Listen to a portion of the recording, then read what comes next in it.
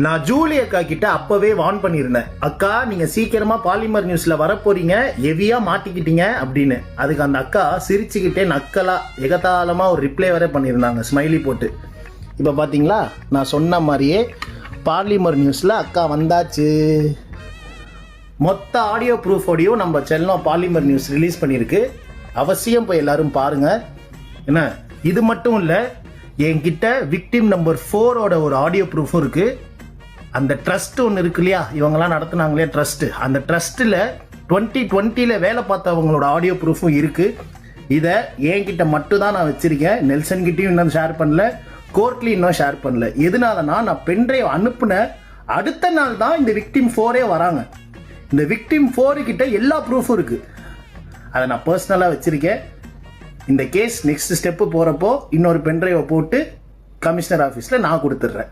இனிமேல் ஜூலி அக்காவை பற்றி பேச வேணாம், ப்ரூஃப்ஸ் எல்லாத்தையுமே அஃபிஷியல்ஸ் கிட்ட சரண்டர் பண்ணிட்டோம். இனிமேல் அவங்க இன்வெஸ்டிகேட் பண்ணி இனிமேல் தக்க தண்டனை அந்த டீமுக்கு கொடுப்பாங்கன்னு நினச்சிட்டு நான் விட்டுட்டேன்.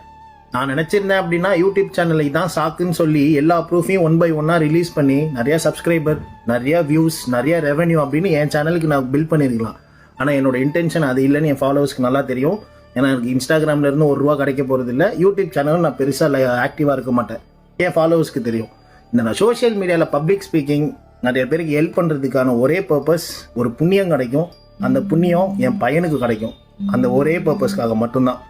ஏன்னா ஆனால் நிறையா யூடியூபர்ஸ் இல்லை நிறையா நியூஸ் சேனல்லாம் இந்த கிட்னி மேட்டரை பற்றி பேசி ரெவன்யூ மேக் பண்ணாங்க, நிறையா சம்பாரிச்சாங்க. எனக்கு ஒரு பைசா பிரயோஜனம் இல்லை, ஊதியமும் இல்லை.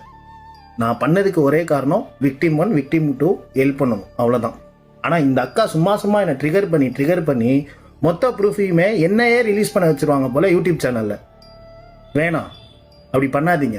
நேற்று கூட அக்கா கமிஷனர் ஆஃபீஸ்க்கு போய் எங்கள் மேலே பெட்டிஷன் போட்டிருக்காங்க. A1 A2 A3 A4 A5 A6 A7 A8 அப்படின்னு 8 பேர் மேலே புகார் கொடுத்துருக்காங்க, கேஸை எடுத்துக்கோங்கன்னு சொல்லி. முடிச்சுட்டு வெளியே வந்திருந்தீங்கன்னா கமிஷனர் ஆஃபீஸ் வெளியவே ப்ரெஸ் இருக்கும்ல, நீங்கள் தான் தப்பு பண்ணல, ஒரு ப்ரெஸ் மீட் கொடுக்க வேண்டியது தானே. மார்ச் 1 இந்த விஷயத்தை பற்றி பேசணும். இன்னைக்கு டேட் மார்ச் 17. 16 நாளா உங்கள் இன்ஸ்டாகிராமில் கூட நீங்கள் சொல்ல மாட்டீங்க என் மேலே தப்பு இல்லைன்னு. அது எப்படி சொல்லுவீங்க? அதான் ப்ரூஃபோட இருக்கே எல்லாம். குற்ற உள்ள நெஞ்சு தான் குறுகுறுக்கும். தயவு செஞ்சு தப்பான முடிவு எடுத்து எங்களை ட்ரிகர் பண்ணாதீங்க. விக்டிம் 4ஓட ஆடியோவை மட்டும் ரிலீஸ் பண்ணி விட்டுருவேன். அது ரொம்ப மோசமாக இருக்கும். அந்த விக்டிம் 4ஓட அந்த கதையை கேட்டிங்கன்னா எல்லாரும் கோபமாயிருவோம். அந்த அளவுக்கு அந்த ஆடியோ இருக்கும்.